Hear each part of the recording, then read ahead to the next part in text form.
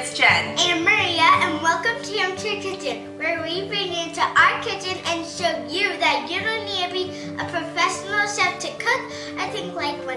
And today we are making cake pops for St. Patrick's Day. That's right, and we got our green on so we can't get pinched. Although I have green eyes, so I think even if I didn't wear green, you couldn't pinch me anyways. Right? You're lucky. I know. Well, I am lucky that you are with me today. We're making cake pops, which are becoming so popular. If you're a Starbucks junkie like ourselves, they always serve those cake pops and we like to get them. So today we're gonna make them ourselves. We're taking a little bit of help from the store because it is kind of a little bit of a process, and we're dressing them up with a little bit of green food coloring, right? Yes. Awesome. All right, let's get started on these cake pops. Maria, if you can pour in the dry ingredients. Again, we're going to pour in the whole thing. We're taking help from the store, right? Yes. Okay, go ahead and pour in some eggs and just follow the back of the package for all these ingredients. And then we're going to put in some oil. And we're just using regular vegetable oil, and then some water. I'll take that for you. Thank you. And then Maria, if you can go ahead and grab the blender, and we're gonna go ahead and beat this just for a couple of minutes so it's all combined, and then we're gonna add in our green food coloring. Ready? Yep. Here we go. Woo! There you go. Don't get lighter on me, otherwise I might be pinched.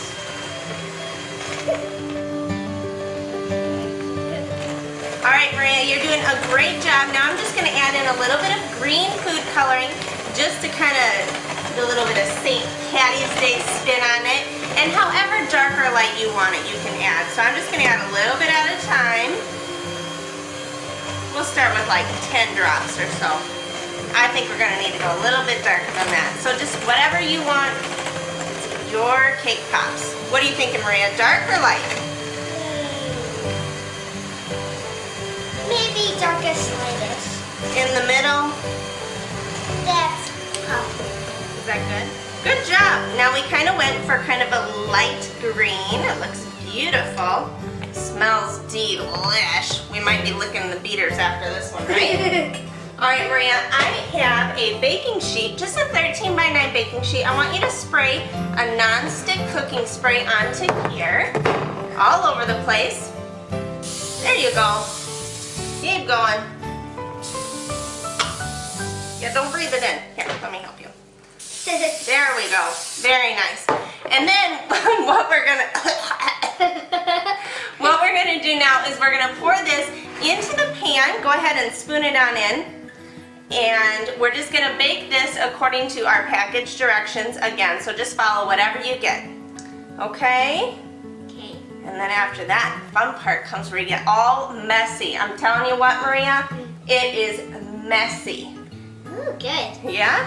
I love messy. Do you? Let's turn the spoon around. We finished baking our cake, and now we're just gonna crumble it into this bowl. Right, and it's nice and pretty green, and we're just gonna make nice crumbles out of it. And this is pretty easy. Wait till it cools off though, otherwise your fingers will be on fire. So we're gonna finish this. And then comes the really messy part. We're finished crumbling our cake, and now we're just gonna, the messy part, we're just gonna add in our frosting. That's right, and we put a little bit of green food coloring in there. Here, let's do this. All right, and we already have the pre-made frosting from the store. Again, we're taking a little bit of help from that. And we used only about half of it. And then we put some green food coloring in to keep it with the St. Patty's Day. Yes. And we're also, we had the no sugar added, so it's using Splenda, which cuts out on a few of the calories too. All right, time to de-bling, right? And get your fingers in there. And if you find, go ahead. Uh-oh. Keep going, keep going.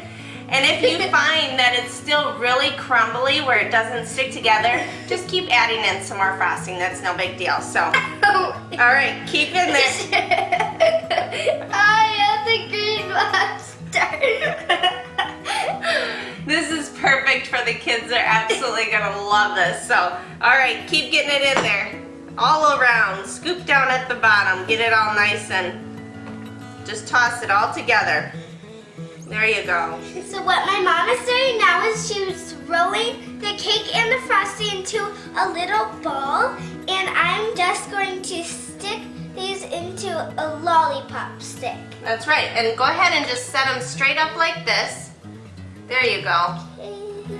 And then we're gonna put them in the freezer for about 20-30 minutes just to allow for them to kind of harden up so they don't fall apart when we put our candy melt on it. So there you go. Thank you. And we're just using some cookie sticks, and then we cut them in half. If you can't find lollipop sticks, you can always go to some craft store or something like that, okay? All right, there you go. We're gonna finish rocking out all of these cake pops. Had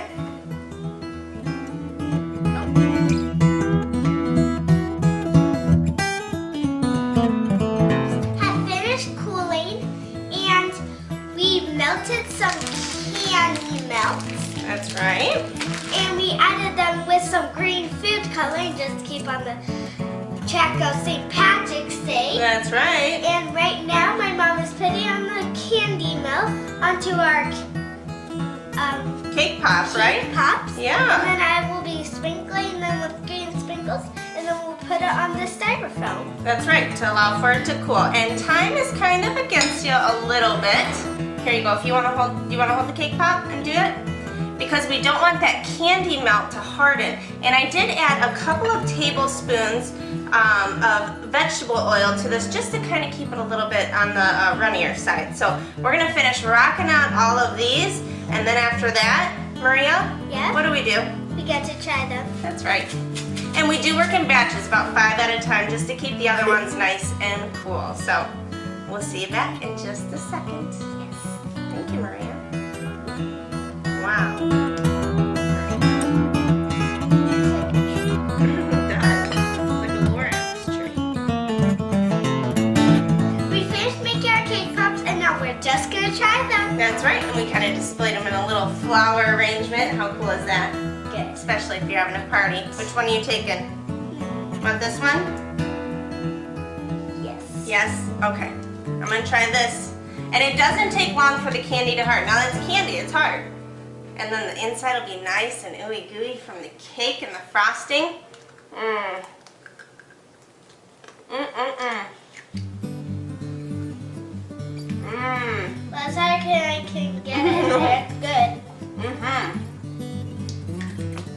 Wow. What do you think, Maria? Like it.